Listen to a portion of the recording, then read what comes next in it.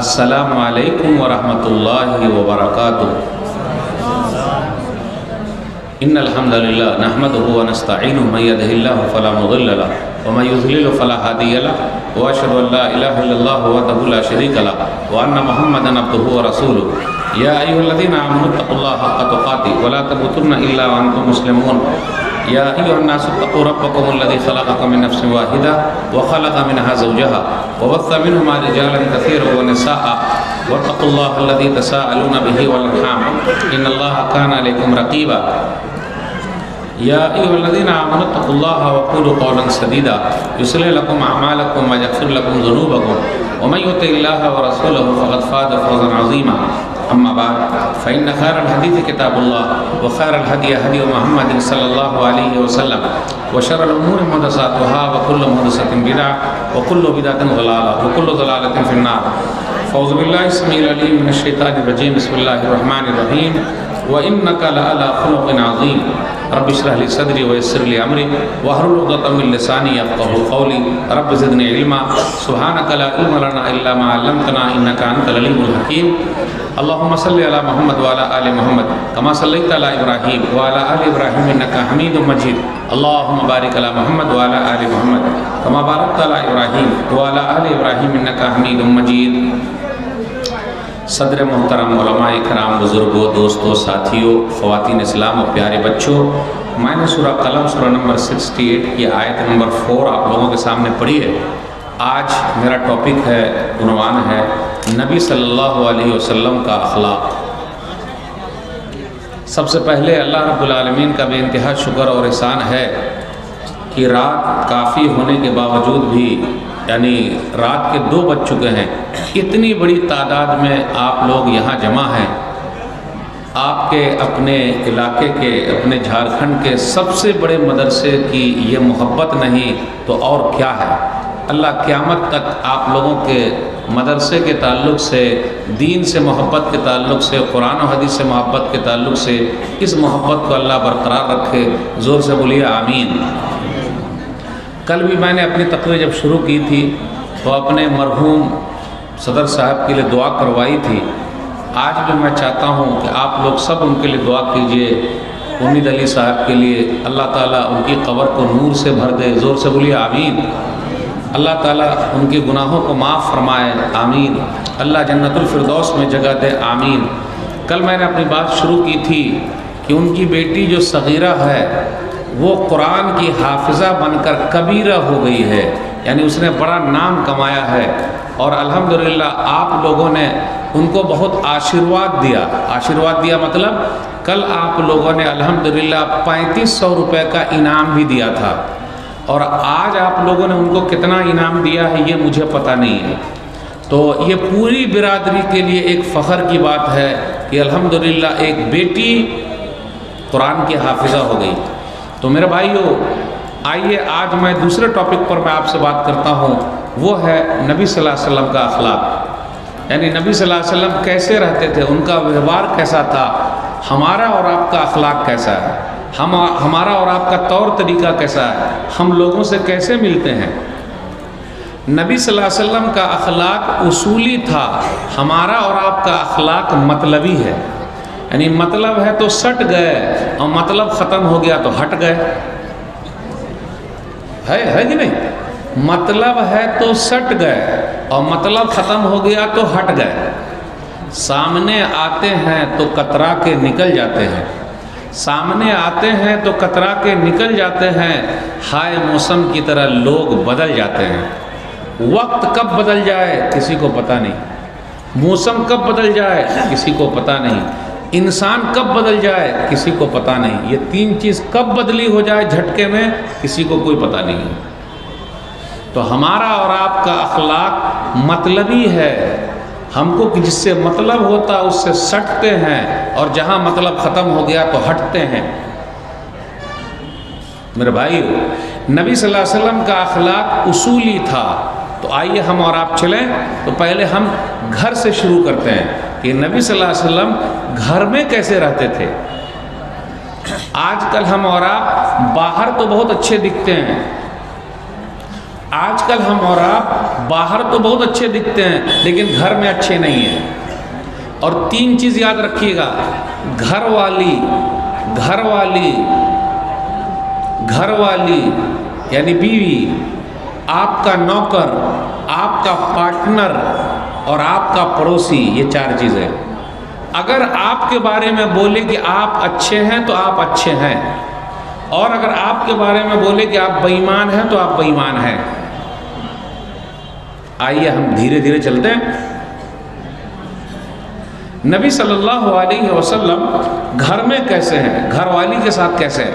पहले ये बता दूं कि पूरी दुनिया में सबसे ज़्यादा अगर किताबें लिखी जा रही है और क़यामत की सुबह तक लिखी जाती रहेगी, वो है नबी सल्लल्लाहु अलैहि वसल्लम। अपने वालों ने भी लिखा, गैर मुस्लिमों ने भी लिखा है। आप में से जो लोग स्कूल में पढ़ते हैं, एक किताब जानते होंगे, द 100। जो लोग स्कूल में पढ़ते हैं या नेट पर सर्च करें, द 100, यानी दुनिया के वो 100 लोग जिनका दुनिया पर प्रभाव बहुत ज़्यादा है, यानी दुनिया पर असर छोड़ा है। ये माइकल हार्ट है। माइकल हार्ट क्रिश्चियन है, यानी मुसलमान नहीं है। जो माइकल हार्ट ने एक किताब लिखी द 100, और उसमें नंबर 1 किसको रखा है?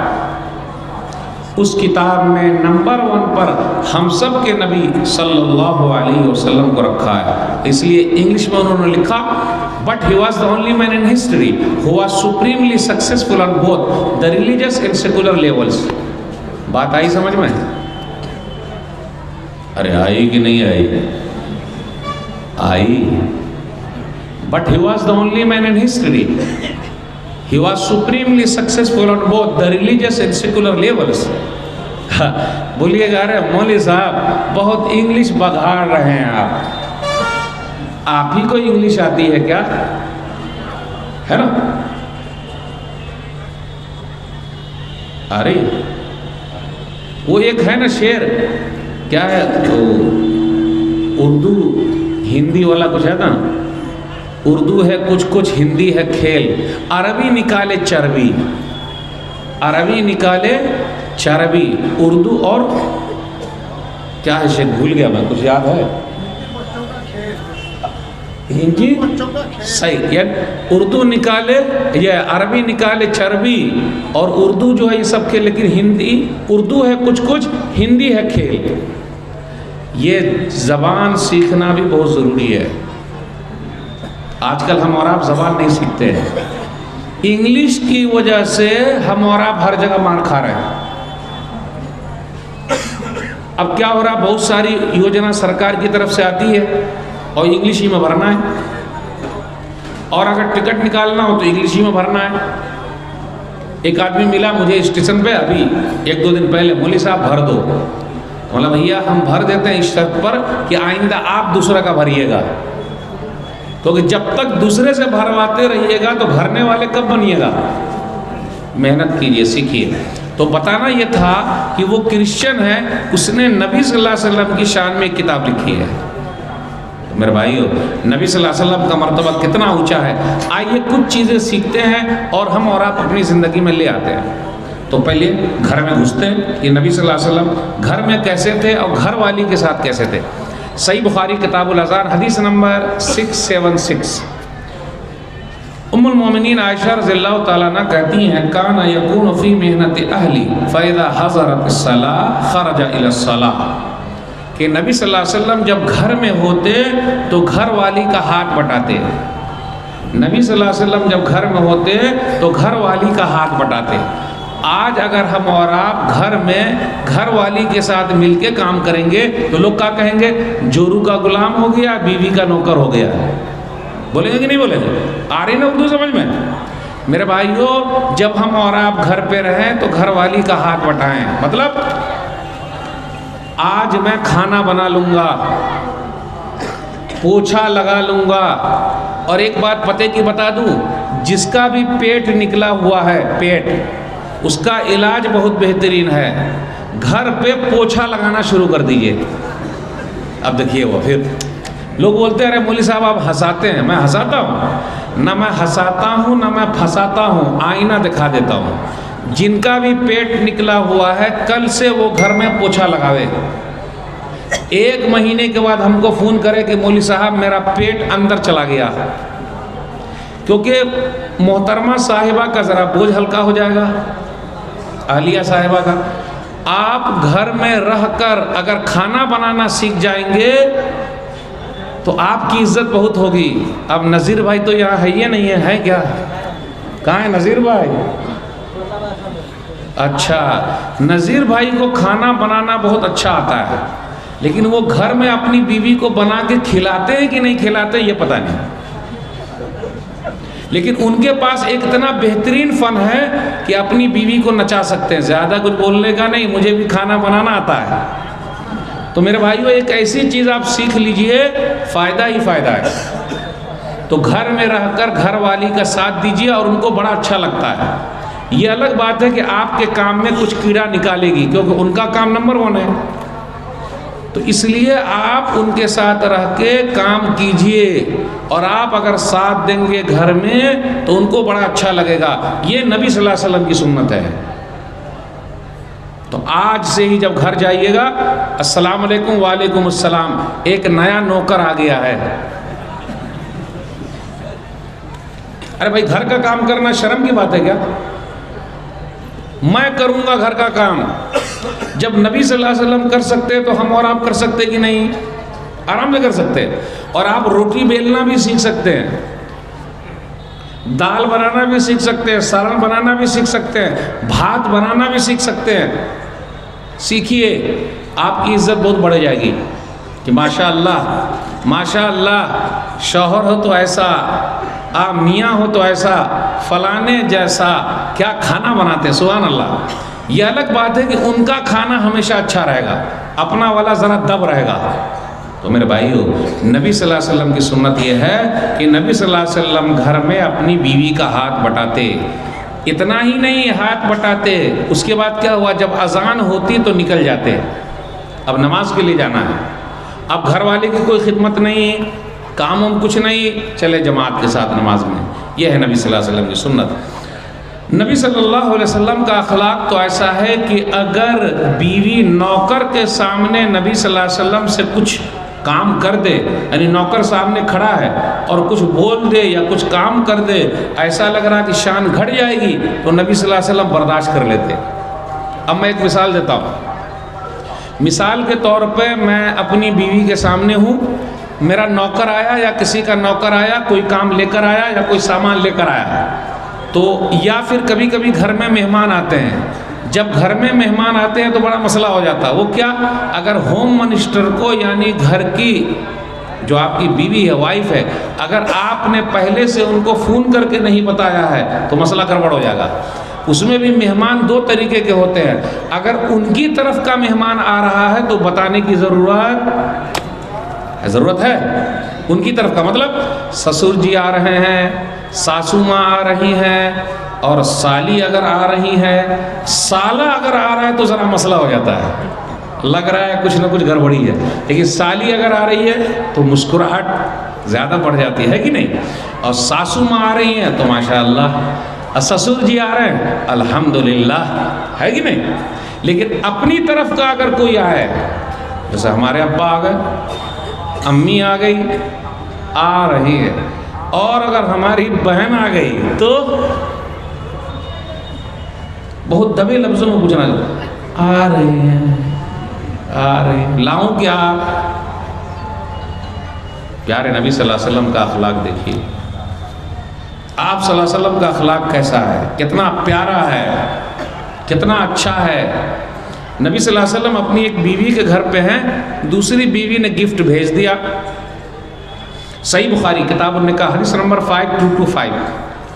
अब जब बीवी के सामने गिफ्ट भेज दिया, कुछ तोहफा भेज दिया, तो नौकर के सामने ही उस बीवी ने प्याले ही को तोड़ दिया। अब इसमें बहुत अहम पॉइंट है। मैं आपसे पूछता हूँ, आपके नौकर के सामने या किसी बच्चे के सामने या किसी मेहमान के सामने आपकी बीवी आलू प्याज फेंक दे तो? कभी कभी हो जाता है ऐसा। मेहमाने के सामने वो चिल्लाने लगती है, उनको रहा नहीं जाता, तो उस वक्त क्या करेंगे? तो कितने लोग मार देते हैं, गुस्सा कर लेते हैं। नहीं, उस वक्त संभालना पड़ेगा, क्योंकि वो कब उसका दिमाग घूम जाए उसको हैंडल करना आपको आना चाहिए। और जब मेहमान आए या कोई आए तो उस वक्त और भी मसला बढ़ सकता है। अब ये नौकर के सामने बर्तन टूट गया है, अगर हमारे और आपके नौकर के सामने बीवी बर्तन तोड़ देती तो हम उनका देहात तोड़ देते। अरे ये क्या बेइज्जत कर दी तू, अरे जरा अंदर करती, ये क्या मेरे नौकर के सामने मेरी बेइज्जती करा दी तूने, है कि नहीं साहब। प्यारे नबी सल्लल्लाहु अलैहि वसल्लम का अखलाक देखिए, जब बर्तन टूट गया तो नबी सल्लल्लाहु अलैहि वसल्लम ने खाना उठा लिया। आज हमारे यहाँ क्या है, कितने खाने बर्बाद हो रहे हैं मेरे भाइयों। दुनिया में बहुत सारे लोग भूखे हैं, फेंके हुए खाने अगर उनको मिल जाए तो उनकी ज़िंदगी बन जाए। शादी ब्याह में हम और आप जितना खाते नहीं है उससे ज़्यादा फेंक देते हैं, फेंकते कि नहीं फेंकते। तो इससे पता चला जो खाना गिर जाए उसको उठा लीजिए, क्योंकि उस खाने में बरकत है। और अगर गंदगी लगी हुई है तो उसको साफ कर लीजिए, लेकिन लोग साफ नहीं करते। पूरे खाने में बरकत नहीं है, पूरे खाने में बरकत नहीं है, वो बरकत कुछ ही खाने में है। हो सकता है जो गिर गया उसी में हो। तो जब खाना उना कहीं भी गिर जाए उसको उठा लीजिए, कोई सामान खाने पे उठा लीजिए, साफ कर लीजिए, खा लीजिए। तो नबी सल्लल्लाहु अलैहि वसल्लम ने क्या किया, खाने को खुद अपने हाथ से उठा रहे, ये भी नहीं कहा चल तू उठा, फोड़ दिया है चल उठा। तो अगर घर पे आपकी वाइफ आलू प्याज फेंक दे या सामान फेंक दे और तोड़ ताड़ दे तो टेंशन में ना आइएगा। जैसे वो खाना पकाने वाला होता ना, पहले होता था, अब तो स्टील का आ गया। पहले क्या होता था, मट्टी का होता था, ले उठा के पटक दिया। तो अगर ऐसी पटक दिया, उठा के कुछ तोड़ दिया तो हमने और आपने गुस्सा नहीं करना। अब जिनकी शादी हो गई है वो ज़्यादा जानते हैं, और जिनकी अभी होने वाली है तो उनको ऐसे तैयार आना पड़ेगा।